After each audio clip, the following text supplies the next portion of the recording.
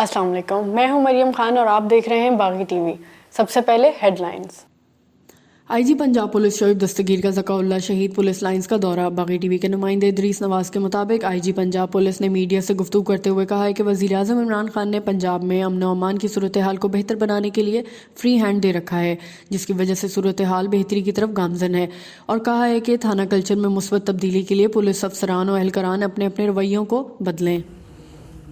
میرے لیے سرگودا آنا بڑا خوش آئند اس لیے تھا کہ میں یہاں پہ آج سے تقریباً 22 سال پہلے اس وقت ڈی پی او نہیں ایس ایس پی ہوا۔ یہ ہے جی کہ ہم نے گورننس کے اعتبار سے سیکیورٹی کو ایک اہم ترین ترجیح سمجھنا ہے اور بنانا ہے۔ ایسا ہوا نہیں، اس وجہ سے ہم ابھی بھی بہت ہی ایک کم رقم خرچ کر رہے ہیں سیکیورٹی پہ۔ ایک شہری پہ صرف 800 روپیہ پر ایئر صرف کر رہا ہے صوبہ پنجاب۔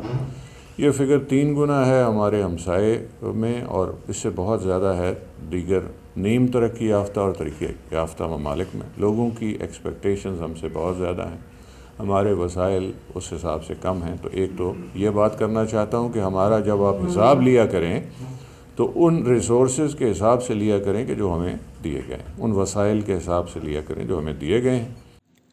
اسسٹنٹ کمشنر اور ایڈمنسٹریٹر نوشین اسرار اور D S P circle Kamalia Zafar Iqbal Dogar اور افسر میونسپل کمیٹی احتشام ملک نے علیہ صبح سبزی منڈی اور میں پھلوں اور سبزیوں کی نیلامیوں کے عمل کا تفصیلی معائنہ کیا۔ باغی ٹی وی کے نمائندے وقاص سلیم انصاری کے مطابق اسسٹنٹ کمشنر اور دیگر ذمہ داران نے سبزی منڈی کے مختلف شیڈز میں جا کر ریٹ لسٹ چیک کی اور خریداروں سے ریٹ معلوم کیے۔ اس کے ساتھ ساتھ سبزیوں اور پھلوں کی دستیابی اور ان کے تھوک کے حساب سے فروخت کے لیے دی جانے والی بولیوں کا بھی جائزہ لیا۔ چنیوٹ مویشی چور گینگ کے 2 ملزمان گرفتار۔ باغی ٹی وی کے نمائندے مہر رضوان کے مطابق ملزمان سے مختلف اقسام کے 6 جانور، نقدی اور اسلحہ برآمد۔ گرفتار ملزمان میں ظہیر عباس اور محمد اکرم شامل ہیں۔ یہ ملزمان پولیس کو 17 مختلف مقدمات میں ریکارڈ یافتہ اور 2 مقدمات میں مطلوب تھے۔ ملزمان سے مزید تفتیش کا عمل جاری، اہم انکشافات متوقع ہیں۔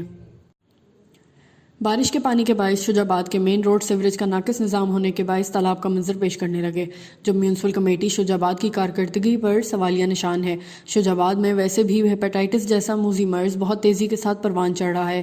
عوام الناس کی اسسٹنٹ کمشنر شجاع آباد سے درخواست ہے کہ مین روڈ پر سیوریج کا نظام درست کیا جائے تاکہ عوام الناس پریشانی سے بچ سکے۔ یہ تھی ہیڈ لائنز۔ مزید جاننے کے لیے ہمارے ساتھ جڑے رہیے، دیکھتے رہیے باغی ٹی وی۔